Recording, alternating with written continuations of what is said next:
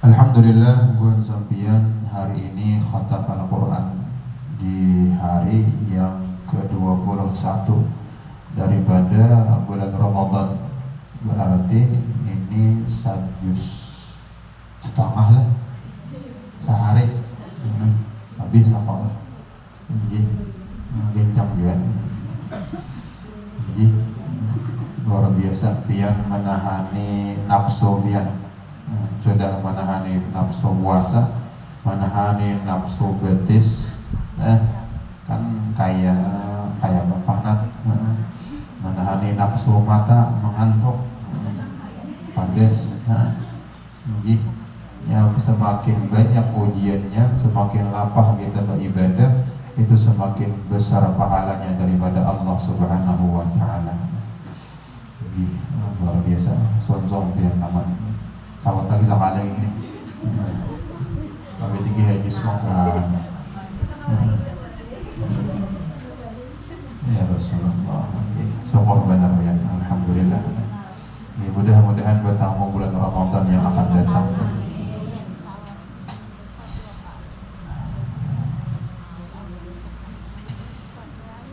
Di dalam kitab Syiarus Salikin banyak hadis-hadis Nabi Sallallahu Alaihi Wasallam yang membicarakan tentang keutamaan, kelebihan Al-Quranul Karim. Di antaranya sabda Nabi Sallallahu Alaihi Wasallam, "Man qara'a al-Quran, thumma ra'a anna ahadan utiya afdala mimma utiya, faqad istasghara ma 'azzamahu Allah Ta'ala." Artinya barang siapa membaca Quran, alhamdulillah tadi kita membaca Al-Quran,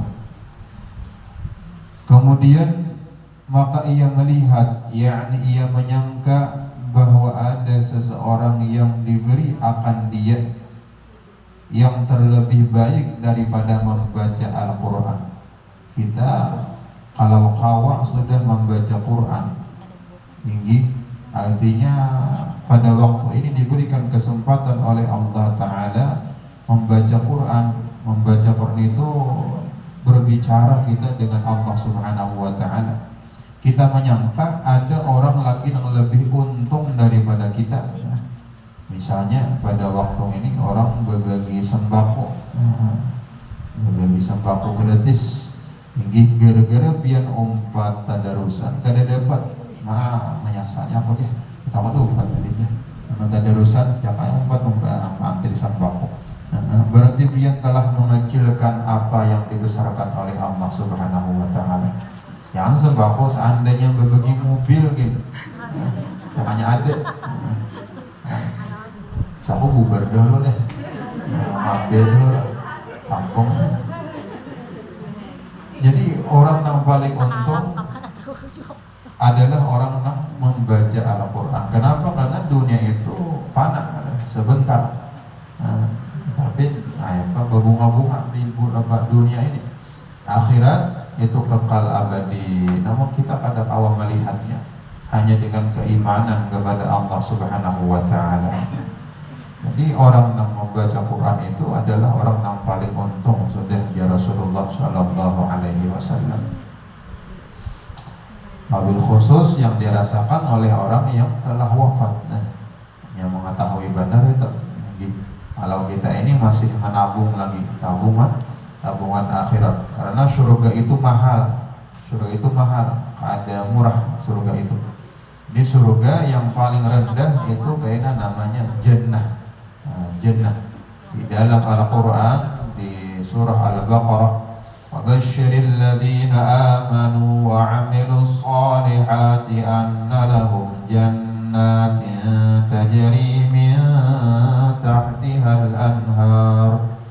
Beri kabar gembira di Allah Subhanahu wa Ta'ala dengan orang-orang yang beriman dan beramal saleh, bahwasanya bagi mereka itu surga jannah. Jannah yang paling rendah nih. Kalau yang paling tinggi itu surga Firdaus. Mudah-mudahan kita awal masuk ke dalam surga Firdaus. Bahkan dikatakan oleh para sebagian ulama, kalau kita itu masuk surga, hendak menaikkan tingkatan kita dalam surga disuruh Allah Ta'ala kita itu membaca Quran. Ada nama mengatakan lagi hafalan Al-Quran kita. Pian mantes surahan hafalan pian mulai surah Al-Fatihah sampai An-Nas, berapa surah pian hafal. Oke. Sampai wah ini nang kada hilang.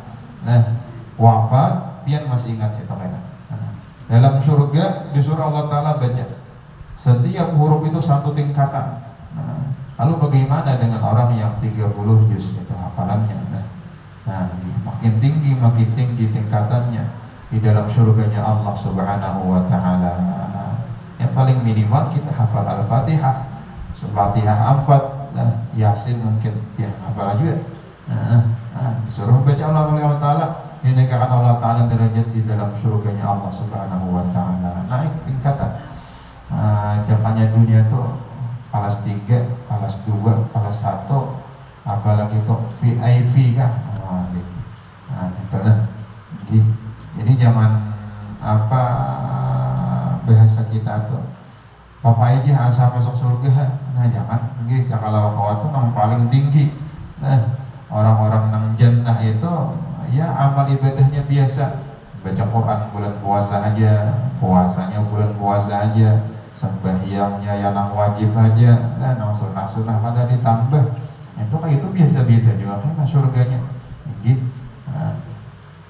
Bahkan kalau kita hendak hidup tuh berberkah, kalau sanggup itu jangan kurang sembahyang 40 rakaat sehari semalaman. Kalau sangat wajib tuh 17 saja jalan. Tambah yang sunnah 12 rakaat qabliyah ba'diyah baru cukup lagi.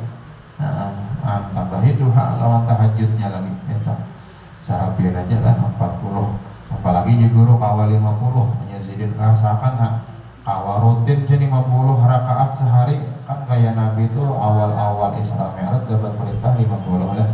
Di kawal 50 kita jazidin menggawi sehari semalaman. Itu rasakan dalam 40 hari ada perubahan dalam hidup kita ini. Pada awal masing-masing diberikan Allah Subhanahu wa Ta'ala. Namun kita sebagai khususnya pian perempuan itu macam-macam levelnya.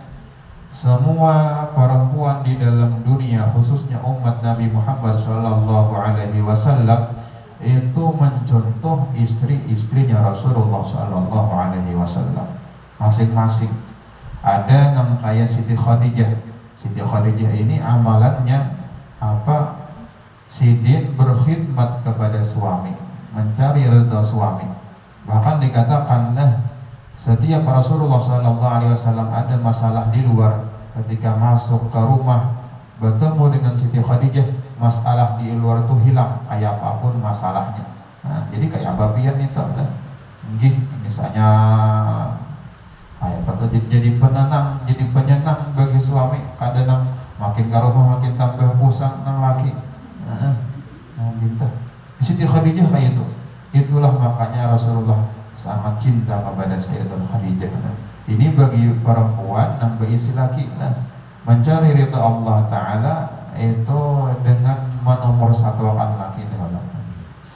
Kalau bagi perempuan yang kadada bagi si laki, mohon maaf lah, itu tingkatannya ibadah seperti Siti Maryam, seperti apalagi lah yang kadada bagi si laki, siapa tuh Siti Maryam dulu tanya tingkatan ibadah kepada Allah Subhanahu wa Ta'ala. Bahkan kalau perlu pian tuh punya mihrab. Mihrab itu artinya berisi kamar. Kalau ada berisi kamar aja berisi sajadah. Mana sajadah itu kadada kata tanda kayak gitu. Nah di rumah itu sembahyang di situ aja. Bila pian ada hajat lawan Allah Ta'ala berdoa aja tengah malam di situ. Nah di tempat itu nang pian beribadah di situ, baca Quran di situ, bersalawat di situ. Insya Allah jarang doa nang kali dikabulkan Allah Subhanahu wa Ta'ala. Selambat-lambatnya dikabulkan Allah Ta'ala. Itu bahasa mihrab naranya. Nah ini nih mihrab naranya. Nah Pak Imam ini sebubah kalau udah mau tak kasih tuh. Mungkin nanti di rumah saya nantinya kada nang kawabak kamar, kayak rumah nang halus-halus kada kawabak kamar. Pokoknya apa sembahyang di tempat ini itu naranya mihrab dirinya. Si apa tuh namanya Siti Maryam sini besi mihrab. Mihrab. Gitu. Di rumah besi mihrab. yang ada di situ. Nah, ada juga istilah orang anak memperbanyak saksi, ada juga kayak 2 rakaat ke sini, 2 ke sini, ada juga tuh masing-masing. Nah itu. Jadi ada juga bini-bini itu nang katuju ta'lim, katuju belajar, katuju menuntut ilmu, sasah situ, sasah sini, sasah sini. Tuan guru di mana ada tunti terus. Ada juga itu lah. Siapa itu? Siti Aisyah. Siti Aisyah, nah, Siti Aisyah. Sayyidatuna Aisyah itu sini katuju belajar, bahkan perempuan yang paling banyak hadis, hafal hadisnya Rasulullah Sallallahu Alaihi Wasallam, Siti Aisyah. Berarti bila dia mah katuju nang kayang ini lah, katuju kan Siti Aisyah itu katuju belari lawan Rasulullah, katuju berkuda, macam-macam. Ini berarti levelnya sama dengan Siti Aisyah. Kalau katuju bakti lawan laki di rumah aja, itu Siti Khadijah. Ada juga bini Rasulullah itu nak katuju belah wadai je pian tadi. Pak kita hari wadai. Itu siapa? Siti Saudah binti Zam'ah. Katuju sini belah wadai. Ini istri Rasulullah Sallallahu Alaihi Wasallam. Ada juga yang katuju biasa atau fashion kah apa talah. Ada juga. Di antara makanya balang-balangnya lain-lain tuh bini-bini Rasulullah Sallallahu Alaihi Wasallam. Di mana posisi kita turuti sampai ya selama-lamanya di situ dudukan kita lah. Panjang mau bahasanya itu.